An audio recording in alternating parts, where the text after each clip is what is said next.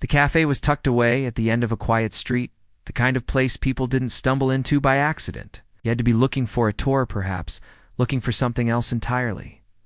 We wasn't sure which one applied to him. Wake up, go to work, reply to emails, meet deadlines, come home, scroll endlessly, sleep, repeat. Life wasn't bad. Alive. That afternoon, he found himself stepping into the cafe simply to escape the noise of his own thoughts. A soft bell chimed as he opened the door. The scent of roasted coffee beans wrapped around him instantly, warm and grounding. He ordered a black coffee and chose a seat near the window. That's when he saw her. She sat 2 tables away, sketching in a notebook. Her hair was loosely tied back, a few strands falling across her face as she focused. There was something peaceful about the way she moved her pencils low, deliberate, as if the world outside didn't exist. We looked away quickly. Don't stare, he told himself. But a few moments later, his eyes drifted back. She was still drawing, completely unaware.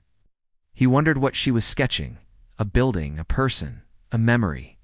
Before he could stop himself, he stood up, picked up his coffee, and walked toward her table. "Excuse me," he said, immediately regretting the decision. "Is that a portrait?" She looked up, surprised but not annoyed. Her eyes were calm, curious. "A little bit," she replied.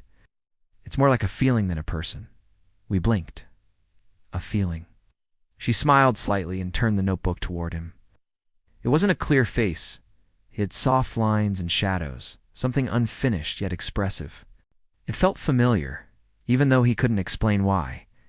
"It's interesting," he said, searching for the right word. "Not a fan," she teased gently. "No, I like it. Just feels like I've seen it somewhere before." She studied him for a second, then closed the notebook. "Maybe you have," she said. There was a brief silence. "I'm we," he added, realizing he hadn't introduced himself. He nodded, unsure what to say next. "Do you always talk to strangers in coffee shops?" she asked. "Not really," he admitted. "This is actually my first time, and I'm honored," she said, a hint of humor in her voice. He laughed, feeling some of the tension fade. "Can I sit?" he asked. She shrugged lightly. "If you promise not to interrupt my masterpiece." "No promises," he replied, pulling out the chair. He talked. At first, it was simple. Where they worked, what they liked, how they both ended up in that quiet cafe on the same afternoon. Mai was a freelance illustrator, someone who lived without a fixed schedule, chasing inspiration instead of routine. We found that fascinating. "I don't think I could do that," he said, not knowing what comes next. I tilted her head. "But isn't that what life is anyway?" He paused. "I guess," he said slowly. "I just like the illusion of control." She smiled. Illusions can be comforting. There was something about her that made conversations feel deeper without being heavy. She didn't try to impress or explain too much. She simply existed, and somehow that was enough. Ours seemed to pass unnoticed. At some point, the cafe grew quieter. The golden light of late afternoon slipped through the windows, casting long shadows across their table. We glanced at his watch, surprised. "I didn't realize it was this late," he said. "Time moves differently when you're not watching it," I replied. He nodded, though he wasn't sure if she meant time or something else. A comfortable silence settled between them. Then, unexpectedly, Mai closed her notebook and stood up. "I should go," she said. "Oh," we responded, a little too quickly. "Yeah, of course."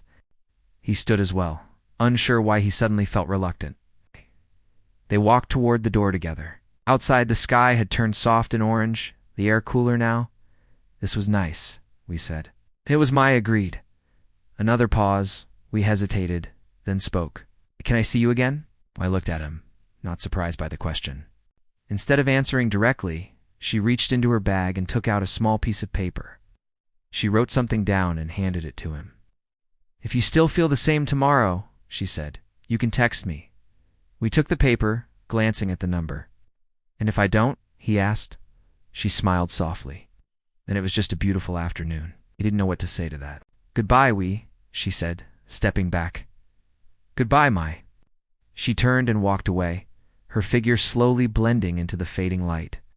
We stood there for a moment, the paper still in his hand. It was strange, he thought, how someone could walk into your life so unexpectedly and leave behind a feeling you couldn't quite name. That night, he sat by his window, staring at his phone. He thought about her words. If you still feel the same tomorrow. It sounded simple, but he understood what she meant. Some connections were just moments, beautiful, but temporary. Others stayed. He placed the paper on the table and turned off the light. The next morning, sunlight filled his room.